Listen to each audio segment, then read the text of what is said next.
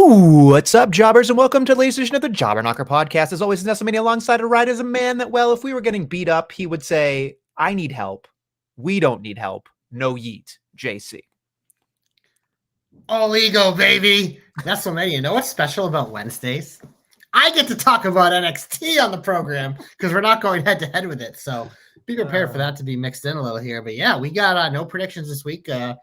As you saw, if you follow us on Twitter and Instagram, that this guy right here, JC, is a solo lead in the standings. Number one, the first line you see is JC. So shout out to me being a stud and just knowing how that fucking coke snorting idiot Tony Khan books. So yeah, maybe we'll talk on some wrestle sleep later, but yeah.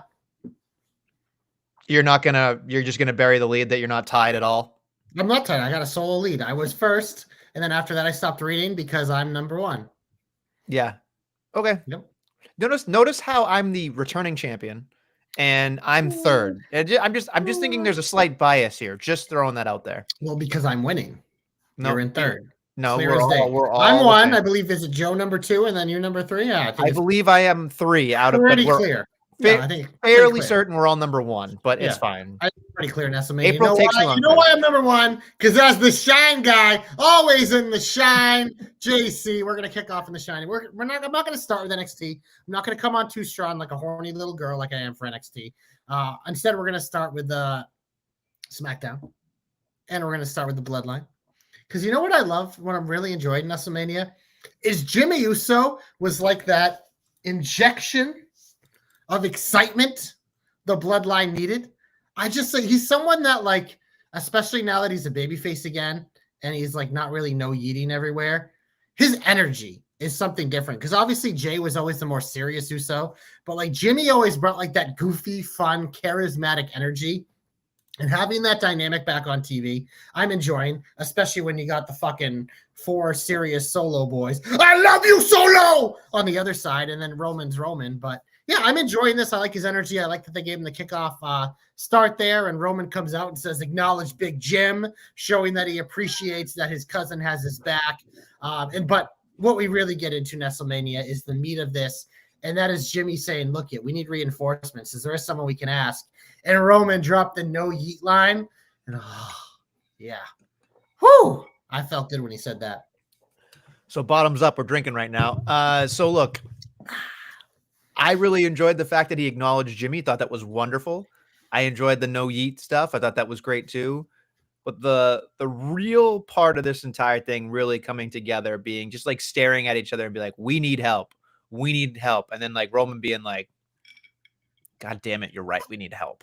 Because it's interesting that his character hasn't changed. Neither character really has changed, Jimmy or Roman, but at least the circumstances have changed. 100%. And I think that's what's interesting to me when characters are forced to look at themselves in the mirror and go like, I'm not God mode right now. I'm getting my ass handed to me. And I like that. I do think that there is this whole thing, like we can talk about Monday if you want. I don't know how you feel about it. We can mix that in, yeah, because obviously Jimmy was there and Jay was kind of pushing him off because not so many, as we've learned, we don't rush things in the Triple H era, and it tickles the balls a little bit, man. That excitement is coming, and like finally when it's ready to blow, oh baby! I think if it was me, right, if I had the book, if I was the one putting this together, I think they'll go, well, Jay's just not going to help, right? And I hope Jay loses next week because I think that would be the slam dunk. I wouldn't be surprised if the bloodline got involved here and kind of forced Jay's hand. But there is an interesting feeling here where they could pull the swerve, bro, and they could have Jay win, even though I think it's academic at this point that Braun Breaker is just a fucking juggernaut. But I know just the way he breaks things is fantastic. That video package, I'll just drop it here. Super hot fire. When he said to Jay, he goes, "Your family can't save you from me." I was just like, "That what is?" It's. There were times where I'm watching wrestling and people are cutting promos, and I'm reminded I'm watching wrestling. When I watch a Braun Breaker promo, I'm like, I forget I'm watching wrestling. That's how good he is. He's incredible. That promo was excellent, Nestlemania. Like, excellent. It was just fucking superb. But anyway, to get back on track, I could see a world where if they had to long play it, having Sammy join first and Jay being like, what the fuck is wrong with you? Don't you remember everything that happened? And Sammy's the one that gets Jay to come back. I think I could see that sort of happening too. Because interesting. It's an interesting thing where it's like, you're not going to pop for Sammy as much as you're going to pop for Jay. Jay has to be the last one to even the odds. That's my thought.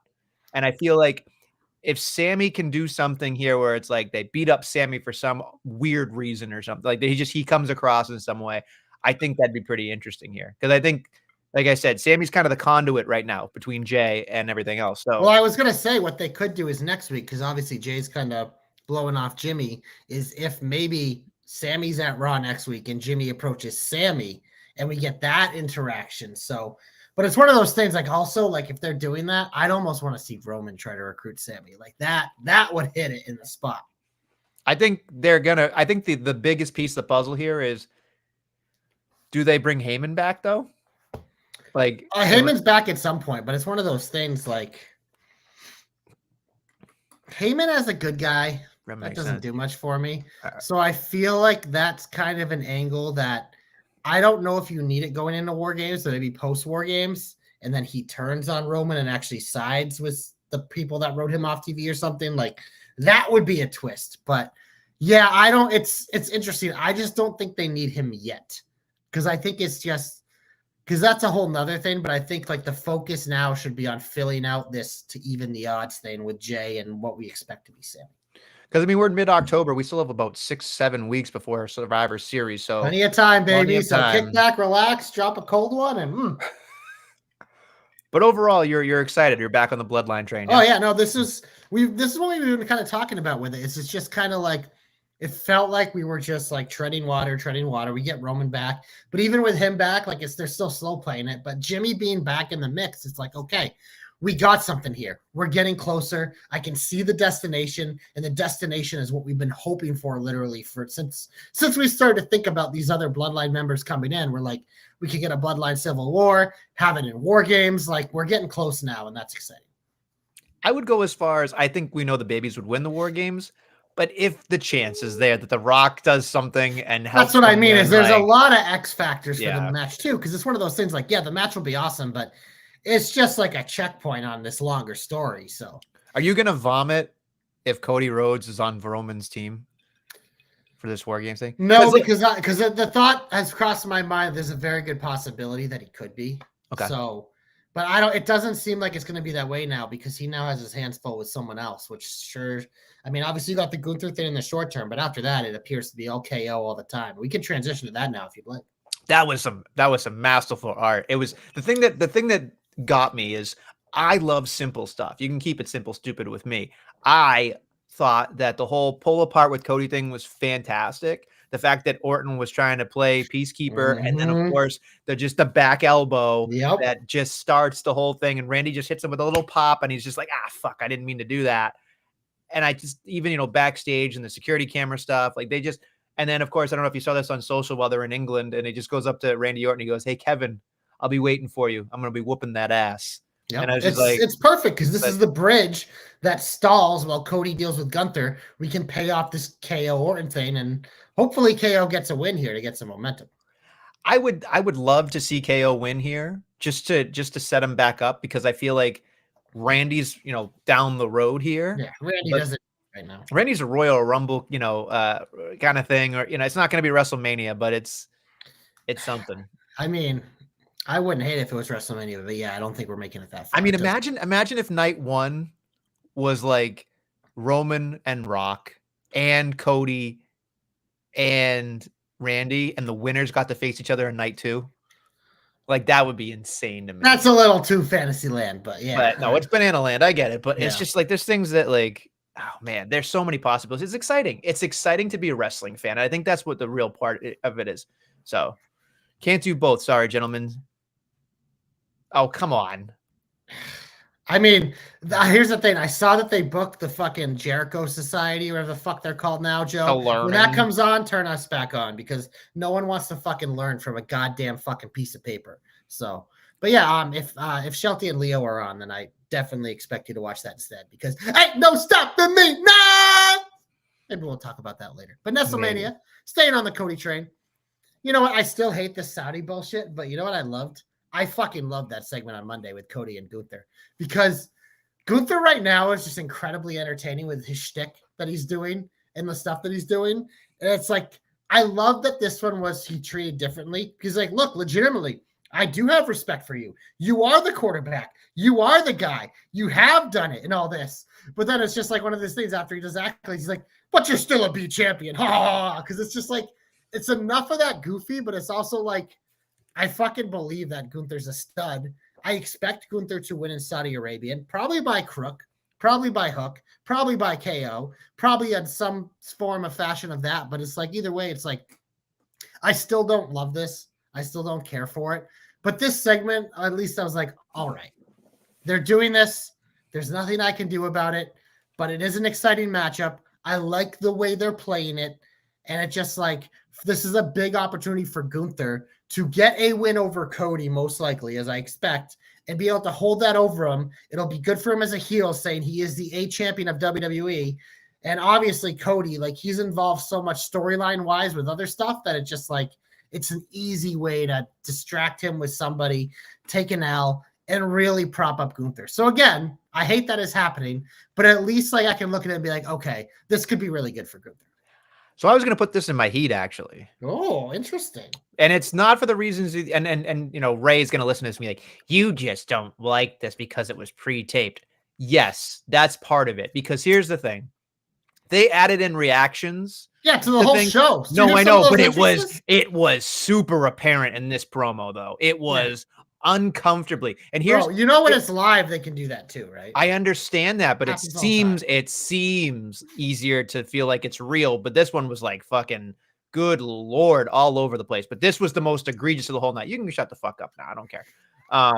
But there was one thing in there. I mean, they added crowd noise to the ooh and the ahs, and like, that's fine. But there was one thing that really bothered me when they were saying something along the lines of, oh, Cody, you put this company on your back, and he got no reaction, and they added the reaction like, yay, he's our guy. And I just went like, that does nothing for Cody. It does absolutely nothing for Cody. It was stupid. It just made it, if the people didn't respond then to that comment, why put it in there? Because they're putting out a propaganda thing there. That's all I'm saying about that. And it turned me off completely. And you're a Cody homer anyway, so it doesn't matter what I say. But I literally just gushed about the Gunther part of it. Did you hear me say anything about what Cody did? No, this was all about Gunther to me. This entire thing was about Gunther to me. And it was selling to me on this match that I really don't care about. It's telling me that, like, yeah, we can make it matter for Gunther. And I was like, you know what? That's great, because this is great for Gunther, because we expect him to be a dominant heel champion. And it's always better for the heel to win this type of thing, because they can use it as a bragging thing, bring it up, even though we know it's going to be by hook, crook, or by KO or whatever. Or just like, your little whiny bullshit. It don't bother me, man. This thing's going down fast. So you're in for it tonight, buddy. I should go pop a gummy and see who gets it worse. I brought more too to refill, but man, this is fucking delicious. I haven't had the Jim Beam honeys in a while. I did a double in this one. Oh, shit's good. Nestle probably hates the chicken Big Mac. Listen, I have not had it yet, so I cannot tell you whether I like it or not. There was a review for it from Jake Canoe One on Instagram, whoever that guy is. So. Yeah, that guy looks awfully similar. It might be a twin, perhaps. I don't know. But anyway, go check. Delicious. I will take your word for it, as you have worked at McDonald's. So you said you had your own concoction. So I did back in high school, baby. That was the best part-time job to schedule around my track. Because maybe you can, and not now, but maybe you can tell this story at some point about your Mickey D days. You don't remember what I'm talking about? I have a lot of Mickey D stories. When the person thought you were doing something you weren't. Oh yeah. I mean, okay. Do you want me tell to that story. Right no. No. We don't have time. Oh yeah, that was my favorite story ever because that was unbelievable. Yeah. Anyway, back at it. What else do you think besides the fact that you're drinking a fucking water hose over there? What are you gonna say next that's positive? We're going to NXT because Nestlemania # birthdays with JC is back, baby. Happy birthday to our boy TJ, our written voice of NXT. And like I said, we're on a Wednesday, so NXT was last night. So we get to talk about it on the program because we're not going head to head with it. And Nestlemania. I mean, it's the best show on television, first of all. Even the bad stuff is good stuff. I don't fast forward anything. I watch every frame of the show. Even things I don't care about, I start to care about. Best women's division on TV. But Nestlemania, that main event last night, the triple threat between All Ego, Ethan Page, Wesley, and he's Batsy! Javon Evans, who I fucking love this kid. If you haven't seen this kid, this 22-year-old fucking flippy dippy motherfucker, like AEW, take notes because this dude is so green and so raw, but he's so fucking entertaining. But this match was a blast.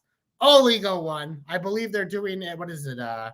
What was the spin the wheel make it? Yeah, spin the wheel, make the deal. Yeah, but what'd they get? What'd they get for it? I can't remember. I'm sorry. I think they got I think they got the street fight one. Okay. Because I know Tony D and Oba got the tables, ladders, and scares. Yes. So that'll be fun. But yeah, I mean, look this main event was awesome. All Ego and Trek, we're gonna pay off the feud. And if you guys aren't watching NXT, you should. But Ethan Page has fucking fit right in there. He has been the perfect heel veteran atop that division. The perfect guy to go against Trick, who is the face of their show now. It just that main event, though, was so good. That triple threat. Wesley doing great work right now, too. Check that out. But I had to put that in the Shine Nestlemania because the show's just fun. And their shit always delivers. I mean, we can talk about the women's stuff, too. But that main event last night was, whoo! Cheers, baby. Stephanie Vacker doesn't do too bad either. Just, Dude, her finish is vicious. Yeah. Oh, my God. I felt bad for poor Ren Sinclair. She took a beating. But, yeah, Vacker and Julia feuding with Roxanne and Cora. Whoo! Whoo, baby! Also, this is a good point for me to say that the fucking PWI, these dumb motherfuckers, they get number 1 right, and they get nothing else right. Because I'm like, oh, yeah, Roxanne should probably be in the top 5 with the fucking year she had. 11? And I think they had Vacker high, which is fine. But it's my biggest issue with these fucking rankings is yes, I like that you're highlighting these other promotions. But when these top stars who you're putting really high in the rankings get to the bigger company and do great things, you drop them lower just because they're in WWE. You're fucking stupid. Morons. Roxanne should have been number 2. That's it. But yeah, NXT rules. They type with their tiny little penises. That's why. Yeah, fucking morons. It's ridiculous. Absolute fucking morons. I saw that list and I just went, this is garbage. It's worse than the men's. The men's, too. They got number 1 right with Cody, but there was a mess there, too. Drew and Sammy disrespect on that list was insane. It's unreal. It's just, I'm not even going to talk about this list anymore. It's just, don't support them. Just don't. It's a waste of your time. But anyway, we'll probably have our own list at some point, too. Who knows? But anyway, anything else that's, positive in your eyes or no? Or are you just going to keep filling them? We go to the Heat. I'm doing a refill. You are going to be fucking sloshed by the end of this. You're going to be, by the time we get to AEW, you might have an all-time rant. I mean, I have to drink to talk about that shit, but yeah. I know. Anyway, get him off my TV. Now, look, there's not really a lot that I can say that I didn't really enjoy because we talked about the Cody Gunther thing that kind of bothered me, but there are a couple things that I just want to piss through very quickly. Let's see. I think we have a good discussion point on one of these things when we get there. So let's see. Well, we'll see because I don't know how you feel about a lot of stuff, but I will say this much: on SmackDown specifically, I don't have an issue with a lot of stuff, but it was just kind of funny to me, so there's this really awkward moment, and it's fine. It happened. I get it. So it was all this talking to the Street Profits and DIY. And you could tell they were waiting for a cue that clearly nobody gave them. And it just was so painful and crippling to watch, where I was just like, this is bad TV. I'm getting anxiety. This is bad TV. And then all of a sudden it was like the fucking bus schedule, looking at it, waiting for the bus. Oh, there's the cue. And then Randy Orton and KO are fighting outside. And I just was like, that could have been timed so much better. And I was just like, it sucks. It happens. It is what it is. But it just took me out of it. And I really wish they would continue to pace these things a little bit better, but it is what it is. It's fine. Going over to Raw specifically, unless you got something on SmackDown you want to talk about. No, but I'm just curious. What do you think of Knight and Mello? Well, it's an LA Knight match, so you probably didn't like it because you don't like LA Knight. I wrote down decent match, showed more that Knight can't wrestle, so it doesn't matter. I just wanted to hear you say it. No, because that's the thing. Like, it doesn't matter. In a truest sense, it set up the best of 7, which is all we care about. Right. And I just feel like the thing that was weird about it was like we talked about this previously, but the more he wrestles, the more I'm convinced he's never going to get higher than he is, and that's fine. Yeah, here's the thing. When people were clamoring for me to world champion, I'm like, can we get him a mid-card run first? Because I think that's his lane. And I think it's a deserving mid-card champion. He's over like Rover. Like, it's one of those things like, look, I don't enjoy his matches much either. When he wrestles Andrade or Mello, they're fine. But it's one of those things, it's like, I enjoy him on my TV because I find him incredibly entertaining. So his poor matches or his mediocre matches, because I don't even think they're poor, they're mediocre. I think the thing that really bothers me about this is I know he's over because of the catchphrases and all that stuff, and he's an entertaining promo. Yeah, he's incredible. But the other thing was, I wonder what it would be like if he was a mid-card heel now. Like, I know it wouldn't work in terms of his popularity. Not yet, but I mean, we've seen it in his career. Like, he's good. Like, his NXT run, he was mostly a heel, and he was great. I think that's where he's comfortable. Like, I feel like when I'm watching him, he's not as comfortable in that skin of being an over He's a badass babyface, It's just one of those, like, he's such a badass and cool, but he's like, it's the Stone Cold model. Not saying he's Stone Cold, obviously, but it's in the Rock model. It's like, these guys are fucking assholes, but they're so fucking cool, so we cheer them. Right. It's that model. And I get it, but it's not the same. And it's not even close, because I think here's the thing that the Rock and Stone Cold did better was they hid what they didn't do correctly. Like, I feel like when I watch LA Knight, I'm like, this guy's literally going to try a fucking move he's never done before. But let me put it this way for you, because I think this is something else that I really want to discuss, like, down the line with someone else. But it's just like, not me. No. I mean, another person on the show. Oh, okay. Yeah, that I know you're going to bring up, and I want to talk about it because I think it's an interesting discussion.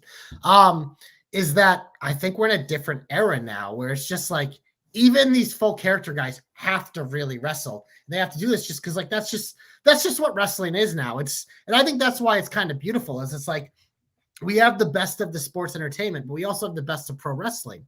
And that's why I think WWE and NXT right now is clicking on all cylinders, because they found, like, the sweet spot. You know what I mean? They found the sweet spot where they appease the people who are heavy storyline character people, but they also appease the wrestling people because they're having banner matches for the most part all the time. And it's like one of those things, like, they put people an opportunity to have the chances to do it. So you can't just be a one-dimensional person. And it's one of those things, like, LA Knight's an extreme, like, superstar in one of those aspects. He's very mediocre in the other. But you know what? He's a champion because he's so good at that we're willing to forgive it because he makes it work. Fair enough. Now I know what you're thinking of. What now? And some of that we can talk about that now, or we can move on. Because I think it's a great discussion. So I was excited to talk about this with you. Okay, so I assume what we're talking about here is the women's division, in particular the tag team champions. Yes. And so I will say this much: I look at wrestling differently, obviously, than other people. I'm willing to understand my shortcomings when it comes to watching wrestling. It's hard to watch wrestling with me. I understand that, because I've been told that by everybody that's ever encountered. Sometimes yes, sometimes no. I find it kind of entertaining because you're just you. I know, but the thing is it's hypercritical, because here's my thought process. When you're at that stage, when you're on that stage, in my opinion, you are supposed to be a certain level or aspiring to be a certain level. Don't be defensive, man. Let's lay it out. Say what you want to say, because I think how I'm going to respond will surprise you. I want you. This is the heat.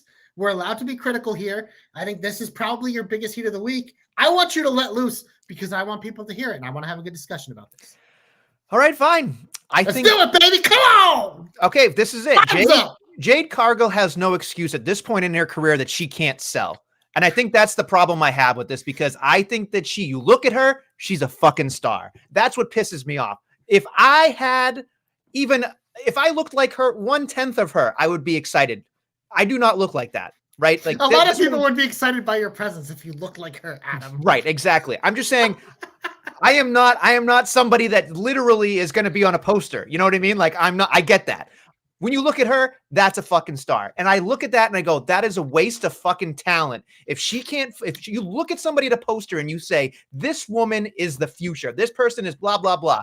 Here's the fact of the matter. She wants to be in WWE, then she probably wants to go into television and movies, and that's fine. What do you got to learn when you go to TV and movies, JC? You need to learn how to act, how to emote. When I watch her in the wrestling ring, I am looking at a finite microscope right now. I look at Bianca Belair and I go, that is a fine-tuned athlete who knows how to do everything in that thing.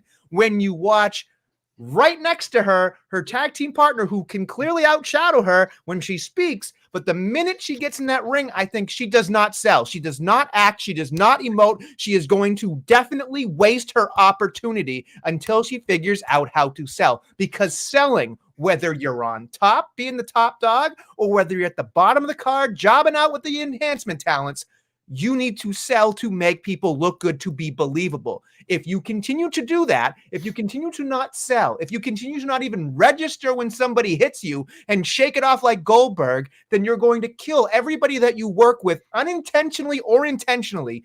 People are going to sit there and go, she doesn't fucking help me. I don't need to beat Jade Cargill, but I need to at least make it seem like I'm doing something to Jade Cargill. And Jade Cargill is sitting there going, what's the next spot? What's the next spot? What's the next spot? What's the next spot? And I don't get it. I don't understand how she's gotten that far without somebody saying, hey, when somebody hits you, I'm probably going to have a bruise now, but when she hits, fucking react. Fucking react. That's it. That's it. And the thing that bothers me is that she's going to continue to do this. Like, why isn't she going to do anything about it? Because she doesn't have to. She does not have to. But here's the thing. Longevity-wise, if she wants to be a real success, if she wants to be a Mount Rushmore kind of person, you got to learn to sell. It's the most important, overlooked thing to do in wrestling. And she, right now, has no reason, no excuse not to sell, especially being in a tag team. She needs it, or she's going to flounder. End of rant. There it is. This is what I wanted. This is what I wanted. I wanted you to go on this because you know what, Nestlemania? I think you're right with all that stuff. But I think it's also one of those things. And with her, it's just like she is obviously a very unique case with just everything it's been. And would I want her to be more along than she is now? Absolutely. But my biggest barometer when I watch wrestling, no matter what I watch, is what the fuck does that crowd do when you come out? And she's still like people are still want to see her and whatever. So everything you said, it's still being masked. So those of us who watch every week, those of us on the internet, those of us engaged, those of us with the extra knowledge or think about it more critically, like, yeah, I think it's very fair to have those opinions. But the majority of people that fill those arenas and are looking at the videos they see online and all that, they don't give a fuck about that right now.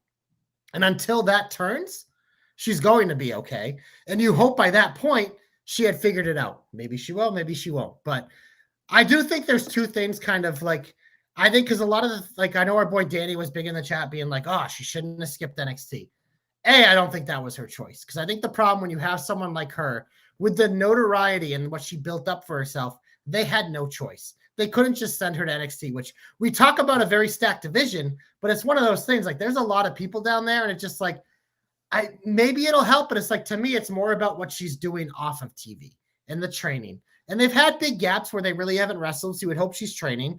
But it's one of those things, like, I don't know what her schedule is. But the two big issues for me with her are, number one, I don't think she's ever going to be a good babyface. I don't think she's a natural babyface. Same thing as we talk about with Charlotte and some of these other women. Like, Charlotte can do it because she's one of the best to ever do it, in my opinion. But, like, with Jade, like, I think part of the reason, and, like, the no selling, especially when you're this mega babyface, like, it's like you mentioned Goldberg. She's almost like a female Goldberg where it's like yeah, you should be selling some things. I 100% agree, especially because a lot of these matches are longer. They're not squashes. But it's just one of those, like, as a babyface, I don't know if she knows how to sell. Because in AEW, I do think she improved in terms of that, especially, but she was a heel. And number two, as someone who loves tag team wrestling, I see it as an art. And it's very different from one-on-one wrestling. You can make the argument, well, when they're actually in the ring, it's one-on-one. It's like, yeah, but the psychology is different. How you work is different. The pacing is different in terms of when you're in there. What you're doing when you're not in there is important. And it's one of those things that I'm looking at. I'm like, Jade Cargill isn't a tag team wrestler. This is a different skill. And like, yeah, sure, she's trying to learn some things, and her and Bianca have, character-wise, have great chemistry. In the ring, there isn't much chemistry because they're both powerhouses. There's no, like, Bianca has to be the worker. You know what I mean? So I think those two things are almost stunting her development at the same time. But like, again, I agree with everything you said. I think she should be farther along now than she is.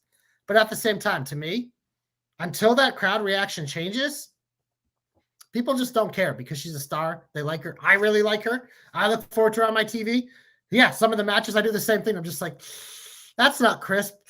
That's not smooth. Ooh, I'd like to see maybe something a little different there, but I don't know. It's a very interesting case because I don't think we've ever had a case like this in the women's division. A lot of the men's division people, like, I think honestly the closest comparison is Dom, who was just put on the main roster before he was ready. And they were like, well, you're Rey Mysterio's son. Figure it out. And as we've seen with him, it's like more natural as a heel, more natural away from his father. So maybe Jade, like, I hope she's the one to turn on Bianca. Maybe when she's on her own, maybe when she's feuding with Bianca. Maybe that's when we see the elevation. But who knows? We're not going to know until we see it. But I was excited for this argument because I do think it's a very interesting discussion because there's been no one like her who's come in like this, especially in the women's division. And it's been a fascinating case. And I agree with a lot what you said, but I also think that it's just one of those things like in a year, we might look back at this and be like, huh, she figured it out. Look at that. Or we could look back in a year and be like, oh, you know what? She wasn't what she thought she was. But I think it'll be interesting to follow. But I do want to see her as a heel and as a single star before I'm completely all in, like with the take you have right now. Because again, I think everything you said is fair. I think everything you said could be right. But until that audience reaction changes, I don't know. It's tough. So you made a lot of great points there, but I do want to say something that's a concern of mine when you said these things. These are the things they teach you when you're learning the ropes, and I think that she didn't learn them because she got expressed mailed. You know, are you saying Bryan Danielson's a bad teacher? Absolutely, absolutely. Hold on, I gotta bet the Mets. They're down 1-0. It's my system play. Anyway, I'll go. No, I'm serious. When the Mets go down 1-0, that's when you bet them. That's why you said you know what to do. Need a grimace emoji. So look, I will say this much. The other thing that's gonna bother me here is when she initially or eventually turns on Bianca Belair here. What they teach you in wrestling is that the person who's supposed to lead the match is the heel. And that is scary to me because she doesn't know how to put a match together. And she doesn't know how to be the ring general. The ring general has to be the person calling the spots, putting things together. And she doesn't know what the fuck she's doing. And it's harder for a babyface to sell and call spots in the middle of a ring. It's incredibly difficult. That's why the best workers are usually the heels calling the matches. You know, there is a back and forth there. But the other thing too is if she doesn't sell now and she doesn't figure out how to sell at WrestleMania, then when it's time to be a mega heel and she doesn't respond back to even getting a little bit of fucking offense on her, then it's going to make everybody look like shit. And if she wants to be the big deal that she wants to be, she's going to have to bump and feed for the babyface during her comeback, which she does not do. If she doesn't do it, then she's going to make everybody look like shit. And you can't tell me that that's good for business. You can say, oh, listen to the pop. Great. Okay. She sells t-shirts. Not when she's a heel. She probably won't have any merchandise at that point. We know Bianca Belair will be fine. But all I'm saying is when you're a heel, you are the leader in the ring. When you have to bump and feed for that comeback, you better bump your fucking ass for that babyface. Because if you don't, you look like shit. And you can't give me any argument because Gunther is bumping and feeding. So you can't give me an argument that it'll make any sense. Because if she's going to be Goldberg, I'm out. I mean, again, I agree, but let's just think about the people she's been facing in the tag team division. No, I know. And Katana. I know. Itty bitty. Jade and Zoe. Well, Zoe sucks. But the other thing I want to say is like, the reason why the WWE is willing to do this, because I guarantee you, the discussion we just had, they're all having backstage, but they look at us probably like, look it, we could go out there.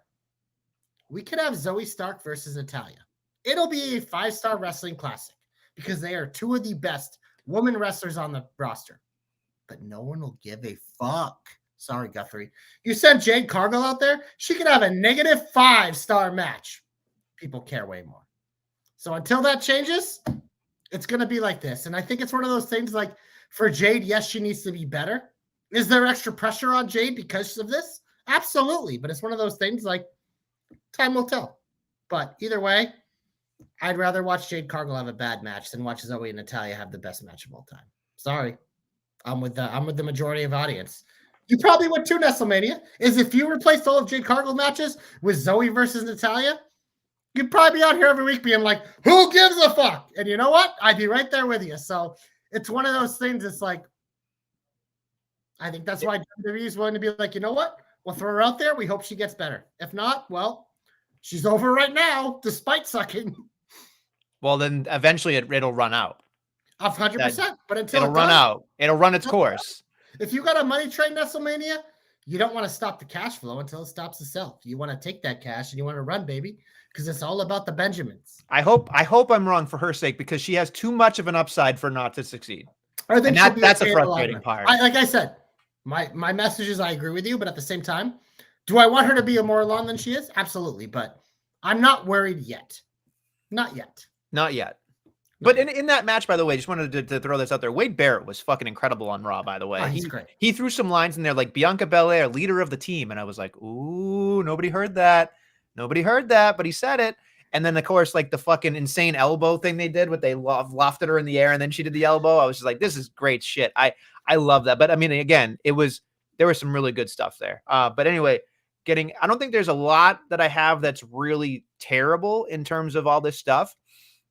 But there's a couple of things here that I'm nervous about when it was like both Cody and Seth mentioned Brock Lesnar. And I was just like, Seth was on the show this week. And I was like, well, so that was the other thing too, was like, I appreciated the amount of promos backstage that were pre-taped for this pre-taped Raw, which I totally understand because they can only do so much action before people get tired. But the Adam Pearce thing was kind of like, Adam Pearce and Bronson Reed jerking each other off. I kind of thought that was interesting because it was like, you're not going to fuck me over, right? It was different because usually like it wasn't something we've seen before. And I was like, you know what? I like that they tried this. I don't know if I like it yet, but for this week, I think I liked it. I mean, I applaud the attempt. I will absolutely applaud the attempt because again, they had to figure something outside the box here. But then they had Seth Rollins being like, I want this match. I need this match. And I'm just like, God damn it. We know that this was inevitably going to happen. I understand that it needs to happen. So much better when he doesn't talk. But it's just, there's something about Seth Rollins. I don't know what it is, but the minute he talks. That's what I mean. It's just something about it. I don't like him anymore. Like, shut up. You know what it is? It's just cackle. Be like, he's a sniveling little shit, but his moveset is phenomenal. That's the problem. It's just like they cancel each other out. It's he's like the ultimate paradoxal wrestler. He really, and the fact you made it. I mean, I said a word last week that clearly was not in the English language. I don't even remember what I said, but it was just like the ludicrousy or something. I think I said, and that's not a word. But I make up Nestleisms all the time. But I will say this much: when I watched Seth Rollins, all I could think about was I saw this clip of like him and Roman talking about Cody and being like, we put the fucking company on our back. We don't agree on anything, but we agree on the fact that we did this. And Cody just walks in and takes our fucking spot. And I was just like, Jesus Christ. But he did it better than you boys. Sorry. I mean, he definitely did it better than Seth Rollins, which sucks because Seth is so good. Yeah. But I think my great number two. As we saw, he was the number 2 in the tag match. Like, it's fine. It's fine to be number 2. Yeah, sometimes they say first is the worst, second is the best. It's because first has all the pressure. Number 2 just gets to be number 2. You always want to be the backup quarterback. I think I have a visceral reaction to him when he gets injured and comes back too early. It seems like his MO, and I want to just say, just sit for 6 months. Just sit. There's plenty of other people There's plenty of other people. I will say this much. One, I'll add this as an additional hope, because if I was booking this, this is what I would do. They are starting to toy with this idea. I hope they go all in on this, because I'd be fascinated to see what this happens. They're using Seth Rollins as kind of the gatekeeper to the main event without being in the main event, which I kind of enjoy that, because I feel like if you can bust through beating Seth Rollins, then you deserve to be up in the upper echelon. I like that. Just don't give him the fucking championship anytime soon. Don't have him sniff a championship. No, but I'm just saying, like, he's very good. He's one of the best they have right now. But when I look at the all-timers, I just don't see him high enough. He's a good number 2. So there's something about him. Every time he's on my screen, I'm just like, God fucking damn it. So I don't know. That's just me. I'm sorry, Danny. I know how you feel. I apologize. I love you, but he's just not for me. And that's okay. We don't have to agree about everything. We just don't have to agree. Moving on. I don't think there's much more that I can say here. I am curious if there's anything else that you have. Glorious! Okay. You're my only hope. No, because like you said, it was a good week. I was excited for that Jade discussion, because I think it was something that was fun to have. We go to the Hope Nestlemania. I'll go first here, because you know what? I haven't prepared hope this week. This day in history. I'm a little drunk. A little. So the best part of Raw, I would have brought it up in the Shine, but I wanted to make it my hope, because I figured I can't leave the show with this. The backstage segment where Liv and Truth introduces Raquel to the Judgment Day, and Carlito just drops his apple. I was like, instantly, I was like, yes! This is so perfect. Have a little like fucking love interest of Carlito just crushing on Raquel, and Raquel just not feeling it, because it's just like, I'm like, there's so many things they could do with this, because obviously it'll add the little humor, which has been why I've loved Carlito in the Judgment Day. It adds some humor to some, for the most part, it's a serious group, but it's like, you have that many members, that many segments, you need the comic relief, and Carlito, like, it's perfect. But this Raquel thing, I'm like, man, this is just so perfect. Because the first thing in my head was going to be like, if they reveal like the Braun Raquel actual relationship on TV, that means I get an angry Braun chasing around Carlito, being all goofy. And I'm like, I'm in for that. But I'm also like, this is one of those things, like, this is how eventually when you tear down Liv, this can be the distraction that kind of like pulls Raquel away and leaves it so it's actually Liv on Rhea. I'm like, there's just so many things they can do with it. So my hope is pretty simple. It's like, keep this shit going. I want it every week. I want little Easter eggs. I want little things. Raquel, she didn't have to do much. She just had to do like the eye roll and whatever, but I'm like, boom, I'm in. You fucking sold me with that fucking 10-second thing. You sold me on something, and instantly. Now, every time they appear on television, I am super interested and super excited, because I want to see what other little nibbles you give me until this actually blows off. But I was just like, this is the perfect thing for Carlito to do. Because look at Carlito in this run. He came back, steroided up, looking great. But I was like, yeah, whatever. There's some cool matches you could have. But I'm like, Carlito has always been such an interesting character. And it's just like what he can bring to the gaga and the extra. This is what I want. So, yeah, my hope, fucking milk this shit. Milk it dry. Hashtag JC knows. Hashtag JC's hope come true. That's cool. When I saw it, I was very excited myself. So excited. I can envision her like him doing the apple gimmick and then her just grabbing it and crushing it. It'll also make her very endearing. Yes. So when she turns on Liv, it's like, okay, she already, like, if you know her story, she's endearing. But in terms of a character, it's hard to make her endearing. Right. But like, this is a way you can do it. Right. And I think the hardest part is she looks like a mom trying to be hip with the fucking outfits that she's bringing on. So it's adding to it. Like she looks like she's trying to fit in with something that she doesn't fit in with. And it's adding to it now. So it's like, it's turning on me where I'm like, the fashion sense is terrible, but God damn it, do I laugh. Like, I laugh so hard to myself when I see her, and I'm just like, why are you wearing those sunglasses? Why are you wearing this top when clearly it is not something that, like, shows off the back, baby. I know. It's just when she does the fucking back thing. I need to have like Carlito like staring at her back and being like oiling her back up or whatever. Inject it into my veins. Yeah. It's funny. It's definitely very funny. Okay, so I'm going to stick with my hope this week, which is also related, I guess, sort of in the Judgment Day area. I have thought about this awfully hard, and I'm thinking about, this is what I want to happen here. I am ready for Tiffy Time to cash in. I am ready for this to fucking happen. I want this to happen at Crown Jewel. I think the perfect spot here is at that moment with the double champion thing happening here, right? All you got to do is you get that moment where there's fucking Liv Morgan is down. Tiffy Time comes out and Nia is just screaming at her, being like, now's the time. Now's the time. Now's the time. God damn it. Cash it in. And she goes to fucking cash it in and turns around and just goes, nah, and fucking wails Nia Jax, then cashes in, steals Nia Jax, then Liv Morgan can topple on top of Nia Jax, win the second championship, and then they both make out a dodge, because that would be, to me, what you do when you send off everything, because Tiffy Time's ready. She's been ready. They keep fucking roughing her up with that shit. I am not loving SmackDown when it comes to the women's division, so I think Tiffy needs to fucking let's go.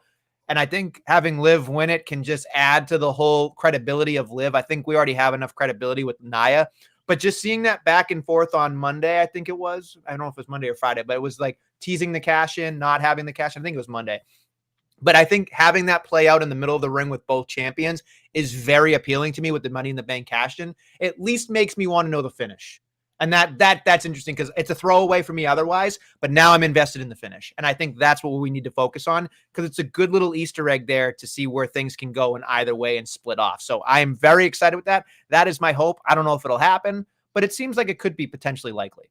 I don't think they're going to blow a Tiffy cash in Saudi Arabia. That's a US crowd type thing. But I think it's like storyline wise, I think it's going to definitely get there. But I mean, Nia seems to be the queen of Saudi Arabia. So they can just give her all the wins out there. But I do think that there will be some sort of tease for it. But I do think Monday was a good sign, though, because by having her team with Rhea, it was just kind of like, yes, we know she's not a baby face, but it's like you're teaming her with a baby face. So it's a little bit of an experiment, I think, to see like, how does this play? Because when she does cash in on Nia, she's a baby face. We all know it.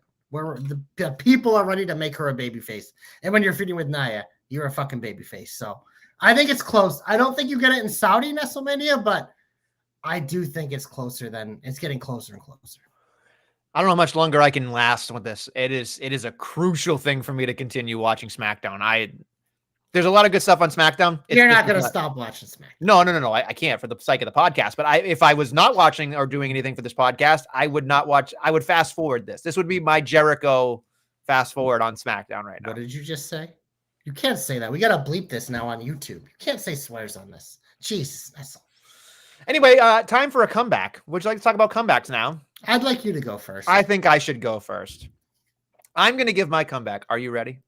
Yeah, let me guess. War Raiders? Yes. Simple. No, I'm giving it to the Meta Girls. That's right, folks. You hate Lash Legend. I know, but I will say this much. On Friday, I watched that match.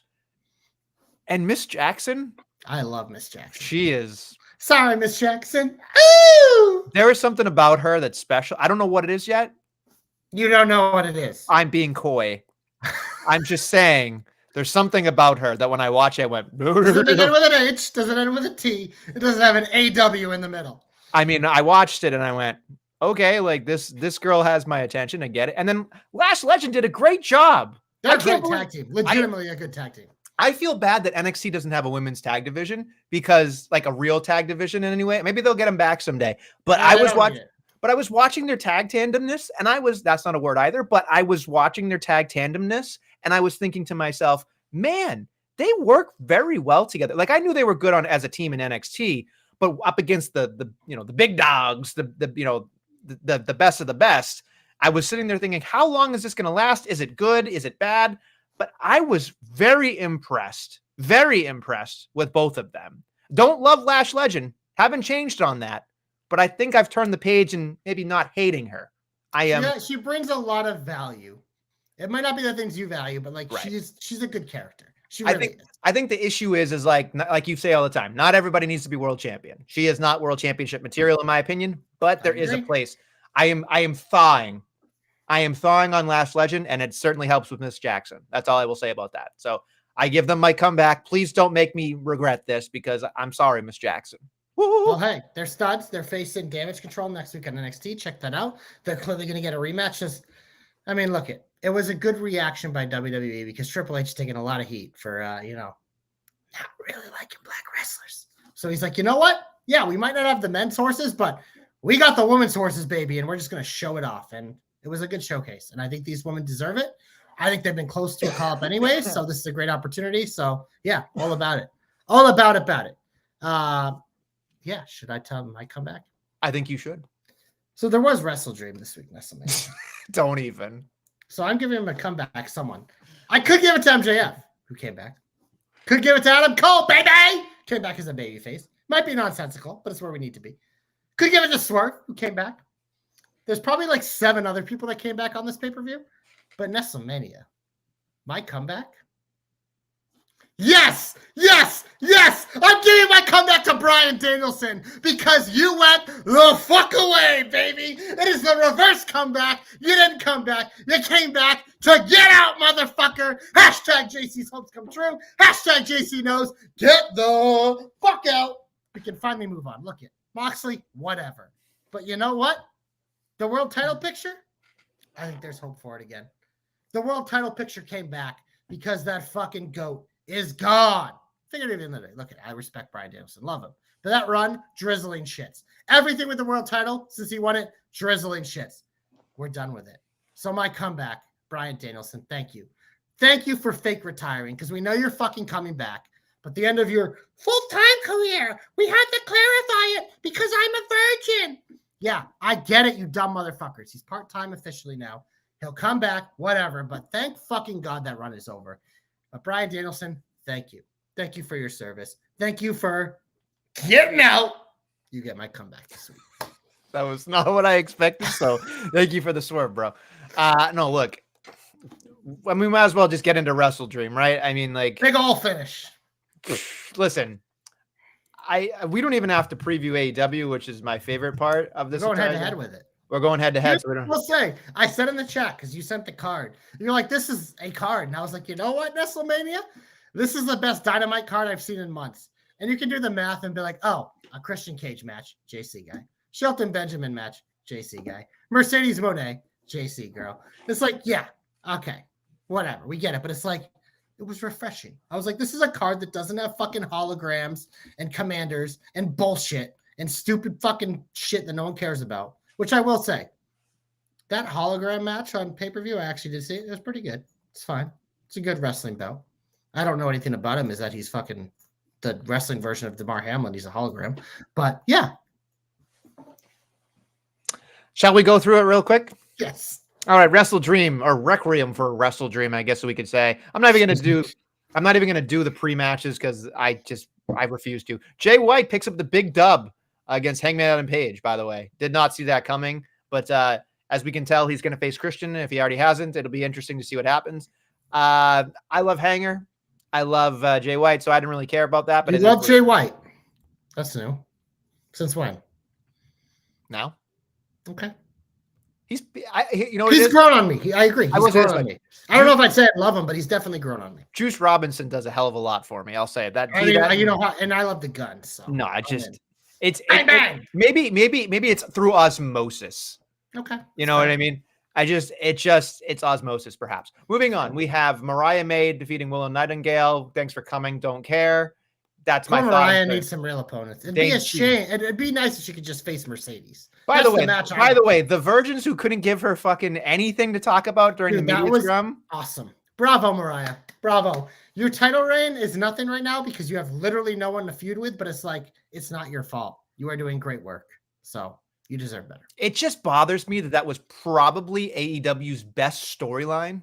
And then it just decided they had nothing to Thelma and Louise right off a cliff. They had no one ready.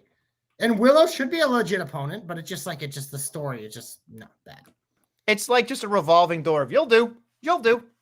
Mariah Mercedes is the match, and unfortunately they're both the champions, so we're not getting it anytime soon. By the way, I think almost all of the champions in AEW now are heels. I think I'm correct in that aspect. I have no problem with that because I love heel champions. But yeah, it's across the board, very difficult. Anyway, moving on, we have Jack Perry Snorefest against Shibata. No. Who cares? Okay, but can we talk about what happened afterward?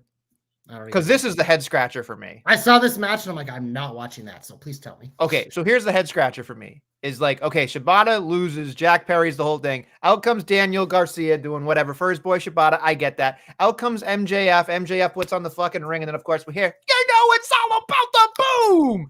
And he's running, and he's got a fucking no leg, whatever. And all I kept thinking about was, lift the weight, bro. Seriously, but no. The one thing I was really thinking about was, we give a huge Wang alert. That's really what matters. But the other thing I will say is, so MJF was the babyface. Adam Cole and his friends turned on him. And then we roll reverse because somebody kicked each other in the nuts. I just feel like it's hair thin logic. Oh, it's terrible, but it's where they should be. So I'm willing to look past it. It's almost like we just need a running start to forget and just be like, fuck it. But I feel like that's how they feel about it. It's like, there's no, it's like that WWE thing a couple of years ago where it's like they just abandon a storyline and like never address it. And that always pissed me off. Like that was the worst part of fucking WWE. It was that they would just decide on a whim, we're done. And there was no closure to anything. This is bizarre to me because it's like, I do want to cheer Adam Cole. I do want MJF to fucking be the shithead. But where we got there was like, he's not a babyface because he got kicked in the nuts. Like in theory, logic that MJF still has a reason. Like there is no reason. There is no reason. I was just like, what are we doing here? It's just more nonsense. It doesn't help anybody. And it's like, what is my thought here? It's like watching a Looney Tune commercial or like that small Looney Tune thing where it's like, okay, we got Daniel Garcia, but then we have MJF. We also have it's weird. It's like Jack Perry supposed to go at maybe Daniel Garcia, but really we're doing MJF and Garcia, but really we're doing Adam Cole and MJF. And it just was like, it was a human centipede of dog shit just across the fucking board. I don't get it. Maybe if you, take some snow up the nose, you'll understand because that's what the person booking it does. Stop booking for yourself. That's all I ask. Stop booking for yourself. Okay. Moving on to something else. Oh God, Takeshita. Well, I guess that's fine. Takeshita beating Ricochet and Ospreay. This was probably this was an orgasm. This was the one thing. This was the one thing that mattered on the card. Let's be honest. It is. You're out. You need to go to the fridge. Get a bottle of Jack. No. I don't know if I want to make a drink. That'll take too much time. Okay. Well, we only have a couple more minutes. It's fine. We're gonna be okay. Can you make it? Yeah. You seem very depressed. You're an emotional drinker, aren't you? We're talking about AEW and I have nothing to drink. I know. Well, that's your fault for pissing. This is the one exciting part, the triple threat. All right, so this was exciting. 20 minutes, 45 seconds. I mean, I'm glad Takeshita won because we the longest I've ever lasted. That's not saying much. Anyway, I will say that Takeshita with the Kyle Fletcher stuff, I'm okay because we called that. We're okay with it. So I don't really have anything to say. I want to see what happens with Ospreay, clearly. I think Ricochet is going to be doing Ricochet things. Nothing against him. He can do whatever he wants, in my opinion. Dude's a stud. It's fine. Doesn't need a championship. Hologram versus Beast Marstos. Nah, whatever. Don't care. It was fun, I guess, but don't really care. I'm looking at this card going, don't care. Darby Allin defeated Birdie Lee, and everybody knows it's a Darby Allin match. Who cares? Young Bucks beat Private Party. Saw a lot of virgins on my timeline saying some shit about the Young Bucks having their creative control card, but it is what it is. I will say this. Because I did see this part too. By this point, UFC ended at work because I was at work for a preseason game. Yeah. So I threw this on after, and I saw this entire thing in full. From the pre-video package to how they actually did the match, I was like, this was an opportunity to have the moment for Private Party. And they didn't do it, which is fine, but I was just like, well, Private Party's done. Because it's just like, this was the time. You set it up. It made sense. You built it up, and then you didn't do it. You didn't pull the trigger, which is, again, fine, but it was just like, okay, guess it's the end of them, so I don't have to care anymore. But I was surprised they didn't pull the trigger because the way they set everything up, I was like, this is a moment. And they decided not to go with the moment, which surprised me. But again, the Young Bucks going to do what the Young Bucks going to do. There's no tag division anyways in AEW, so might as well just keep the titles on them. Buck gonna buck. Yep. Anyway, Mark Briscoe defeated a tomato can. Oh, no. You almost fucking said it. No. Next. And of course, you already got to the main event. So I'm curious how you feel about the biggest star in AEW, Wheeler Yuta. That's right. Wheeler Yuta in the main event. Turning on Bryan Danielson.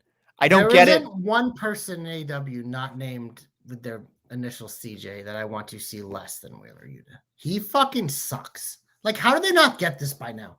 Like, it's one of those things. It's like, yes, if you like him, you can fucking put him in little matches, but continuing to involve him in your major storylines with your major stars, this guy fucking sucks. He is so beyond mid, as in like lower than. It's an insult to being mid. Like, he's fucking terrible. Just enough. Like, you already did the storyline where it's like, oh yeah, I love Brian, I can't turn on him. It's like, that's fine. Go away. But to just do this, I was just like, why? Like, does Wheeler Yuta suck your dick, Tony Khan? What the fuck value is there in this? He sucks. Every time I see him, he reminds me of like a Crank Yanker puppet. Do you remember Crank Yanker? That's exactly what I see. But like when I see him, I just think of like that's doesn't matter how good is he in the ring, but like all I kept thinking about was here's a dude that can probably put people in a pretzel, and I get that, and I'm sure he's like legit, and I'm sure he's a lovely human being. But as a character, just get him off my TV. But you have Ring of Honor, you have Rampage, you have Collision. He's fine there. Do not fucking put him in your main event. For the love of God. Our Dommy boy says, tough to think of a guy that has more go-away heat than Yuta. He is the suck of suck. I can think of a lot of people on AEW I'd never want to see on my TV because there's actual people I want to see. Oh, yeah, that's the problem with the show. It's in so much garbage, but it's just like, I mean, I'm glad the internet was very upset with this main event. Maybe for different reasons. I don't know if you want to talk about the rest of it, but it's just like, this is what you deserve. When you fucking give us a pile of shit and you tell us to eat it and we say no, you got to deal with the consequences, Tony. But yeah, you got your plastic bag back, all your favorite, the greatest hits. Don't care about Jon Moxley. Don't care about any of this. Unless, Shane McMahon comes out and makes a whole fucking to-do. I don't fucking care. We didn't get Shane McMahon. We didn't get Lashley. I mean, look, I don't know if the Leo Shelton Benjamin match has happened tonight, but to me, that screams Bobby Lashley, considering both were teams with Lashley at one point. But we'll see. Anything else? You want to get the fuck out of here? We can get the fuck out of here. But Huge Wayne, I mean, you know how we feel about Valerie Loretta on this program. I am a Latino! Love her. I mean, how do you not love her? She's the GOAT. I mean, I would take how much is a jar of her farts worth? There are a million people. That is not a kink that I have, but there is a large audience that would purchase that. There are a lot of people, and it is fucking vulgar. But if you do that, like, whatever, that's your thing. Not my thing. Not a fan of pink eye myself, so I'm gonna go. I would say me neither. So I have enough of the pink face between my drinking and the sun. So yeah, I mean it's a bag of money. I mean a distinct face, sure, but not the bag of jars or farts. No, whatever. I'm not doing that. Anyway, anything else? Do you have to preview anything else? We're good. No. Oh yeah, I'm on SmackDown this week. We got Garza and Carrillo versus aka Motor City Machine Guns. How excited are you for that? I'm excited to see it because I'm very aware of them. I've seen some of their work, but I'm excited to see. Because a team that good should bring the tag team division to raise that roof, baby. And you know how, again, I love tag team wrestling. So I'm excited for that. You're excited for that? I've loved me some Alex Shelley for the last 15 years. So yeah, so dial it up. Good job, Nick Aldis. On Raw, the rematch, we talked about it. Uso and Breaker. We have New Day versus AOP. Yeah, you know me. In the tag team tournament. American Made versus the future of Lucha Libre and the GOAT of Lucha Libre, Rey Mysterio and Dragon Lee. I want to take it to the boom. Can I tell you that the American Made promo before the Braun Breaker promo was so fucking funny. The fact that they just had the big dumb idiot Creed being dude, Brutus is perfect. Brutus is perfect. And the end the fight, I know it wasn't probably done to not make me laugh, but at the end of the promo where they fucking Julius raises the flag on the drum beat, I just started dying. It was just just loved it. I love this team. They don't have to wrestle. They can, clearly. I mean, they will. And I would think, look, at the heels are champions, so they're probably not going to win the tournament, but it's just you know how I feel about the Creeds. They're fun. I like fucking watching them wrestle. They're a great tag team. I assume the Roar Raiders will win this tournament. That would make sense because they beat the former Gable boys there. So And I like the way they were like, they're stripped down, they're real. It's like, it's okay. I saw that and I was like, look it. I don't give a fuck about names that much because they're the same thing to me. I'm like, if this makes them happy, good for them. But I'm like, there's a couple versions on the internet there being like, oh yeah, War Raiders, what? Okay. Anything else? No. Okay. Well, anyway, thank you for listening and watching the Jobber Knocker podcast. We'll be back next week. Not on Tuesday, apparently. Wednesday, once again next week. Celtics openers on Tuesday. Raising the banner. What a dick. Anyway, on that note, we'll see you next Wednesday at 8 p.m. for more Jobber Knockery.